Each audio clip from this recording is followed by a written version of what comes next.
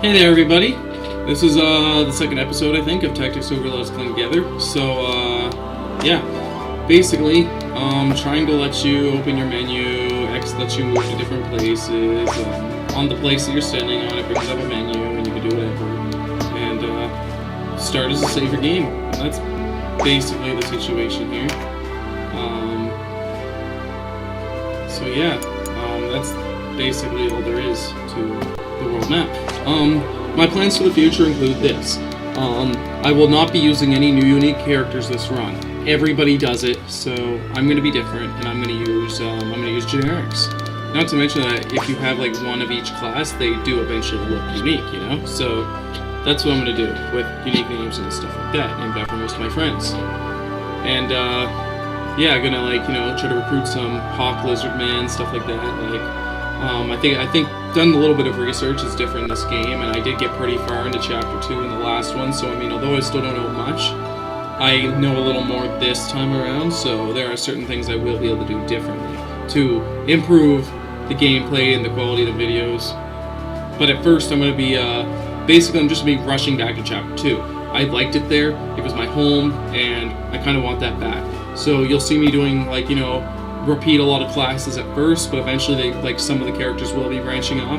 My goal is to have one person for each weapon, one person for each element, and or one person for each class. So I will not have although starting with 2 to 3 archers, I will not always have 2 to 3 archers. I will eventually, one of them will be a Fusilier, which is basically a gunner in this game, and I know gunners suck. I'm told they suck. I'm having one because my friend likes guns. He's going to use guns. I don't care about effectiveness. One of my friends is going to be a Swordmaster. I'm told Swordmasters suck if you don't spec them right. I'm told Terror Knights suck if you don't spec them right. Basically, half the classes in this game apparently suck. I don't really care about that. Some of them will start out as whatever to get their weapon skill up that they're going to use throughout the game. But outside of that, I really don't care. I'm not playing this game for, trying to make the best team. I'm playing this game for fun. So, that's the plan. Yeah. So here we go to Almorica Castle. Blah blah blah strongholds. It basically says strongholds contain more than one map. That's all it really said. I don't really get too much freedom. I only get to control myself, so that's all I'm gonna do. We'll try to rush through this and bang them all out, including all the cutscenes and stuff. Alright, here we go. You're the rebels that have been hiding out in Golot. Here to serve your duke, is it?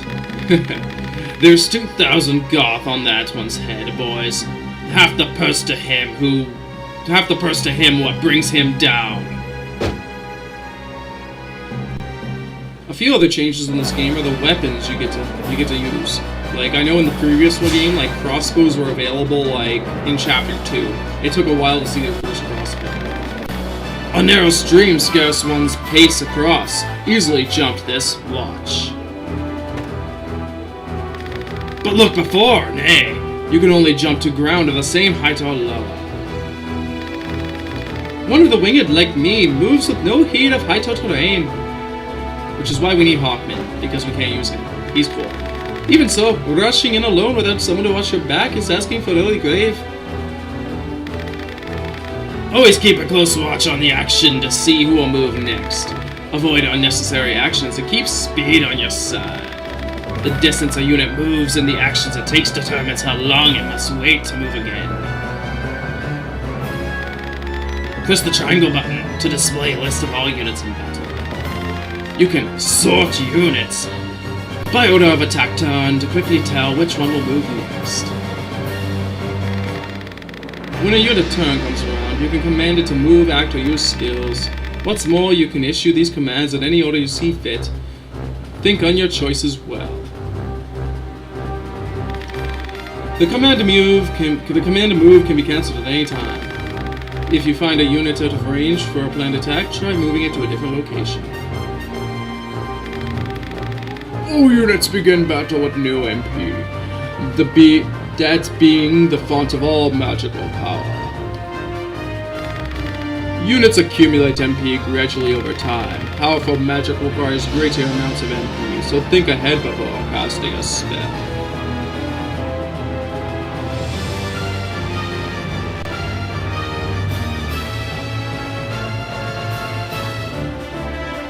Yeah, one other big change in this game compared to the PSX version is a lot of these classes, like Archer, the OP Archers that are up here, 2 of them, and then there's a Wizard. Like, you could only, up until like level 5 or 6, you could only be Warriors or Amazons.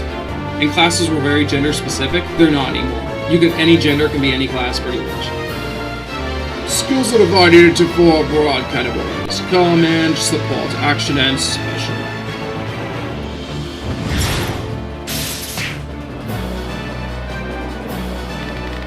A conjurer of magic such as myself must do much more than learn a spell to wield it in battle. You must assign a unit an appropriate command skill before he can use the spells he's learned. Assign skills to your units from the party screen. Be sure you don't forget. You'll need a class mark in order to change a unit's class. Some class marks can be found for sale in shops, but not all are to be had so easily. Probably goes without saying, but if you change a unit into a class you've been neglecting, you're more likely than not it will only be level 1. What's more, if you take on someone of a class you've never encountered, you'll have to work him up to 1 level at a time. Best use caution. He'll make for easy pickings against a seasoned foe. Use common consumables such as Men Leaf and Magic Leaf in the inventory command. Anyone can use these ordinary items. They're removed directly from your party's inventory. Another couple big changes from the game. In this game, classes are... Use of more powerful consumables requires Field Alchemy, a support skill. Different items require more than 1 Field Alchemy skill ranks, basically. The item list on the party screen indicates which items require which rank. Study well, lest you enter a battle unprepared. Within your party, all units of the same class share a level. Even your newest recruit can step onto the battlefield and hold his own. When the battle's won, go to the party screen and press the triangle button. This will toggle between the unit's list and class list. Class list is handy when you want to see what level each class has reached. One whisper of Runway's execution, and out you come, bold as you please. A rat can smell a trap, but not our rebels, eh? High time we were rid of you lot. Support skills are just that, skills that provide some passive benefits to the user. When I move, you'll notice yellow points of light near me on the ground. One hit kill. This is a support skill called Rampart Aura. Any foes entering the range of the aura will be unable to move further until their next turn. Some support skills hinder the enemy's movement, while others might grant enhanced strength. Consider well your class and the lie of the battlefield when choosing which to use. Yeah, sorry, anyway, as I was saying, if there's no more talking, is that a lot of things have changed in this game. Characters don't level individually, their class does. And in the Japanese version of the game, this meant like a lot. Like if you used one character, oh god, damn it. A trap, and we walked right into it. Trapper, no! We fight and we die! I've never let a Galgastani get the better of me, and I don't mean to start today. Focus, Vice. Our first duty is to save the Duke. Don't lecture me on duty. Your only duty is to stay alive. You should not speak to Didim so. He was only trying to help.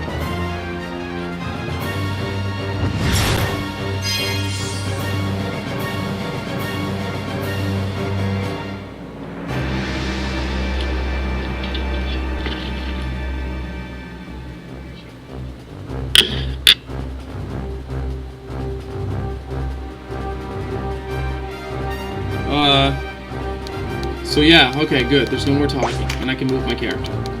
Alright, things that changed in this game are your classes your classes level instead of your characters, and in the Japanese version, this basically allowed for, like, if you had a certain character level as a certain class, and then you made another one that class, they would lose like 90% of the stats. It was kind of dumb, but in this version of the game, that's different, because we Americans like our games easy, I guess. I don't know. And there's a lot more magic. And we'll get into more things as they come up.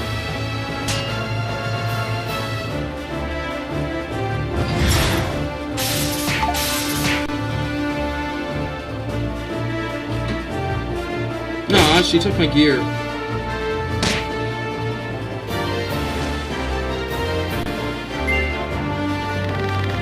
Wait, you're no Wallace's. I know a man from Lotus when I see one.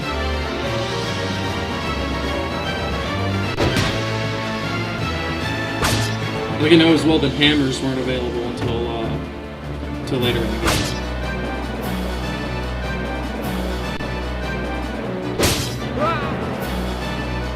And Cannabis use spears instead. Everyone loves spear wielding Cannabis. Alright, 1 second. I gotta let my newly fixed kitty out the door here. Right, wait.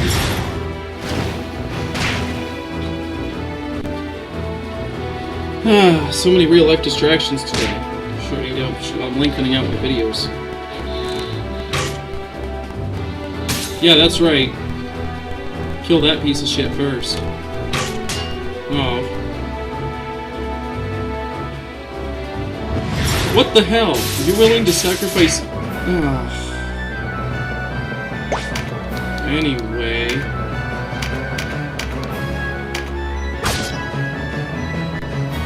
Realistically, nothing this early in the game matters. Are you alright, Danim? You shouldn't let Vice get to you. I'm fine, sister. Back to battle! No, don't heal him. Don't... No!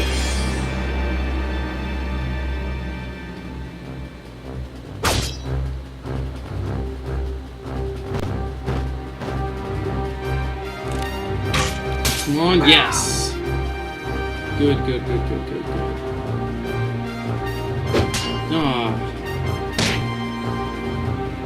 Another thing too is, like, in the previous game, counterattack used to kill people, like, outright. Like, it did just as much damage as your attack damage. I think you have to, like, work your way up in this game to get that.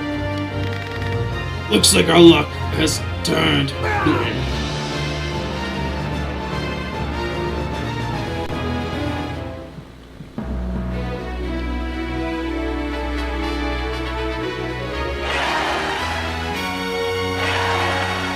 Alright, not bad. Everyone gained a level. Yippee. Alright. I should be more enthused, but I've done this fight before, so... Anyway, blah blah blah, they say experience points is split up a certain way, that's all that matters. The way inside is clear, stay on your guard. Leave the heavy lifting to us and him.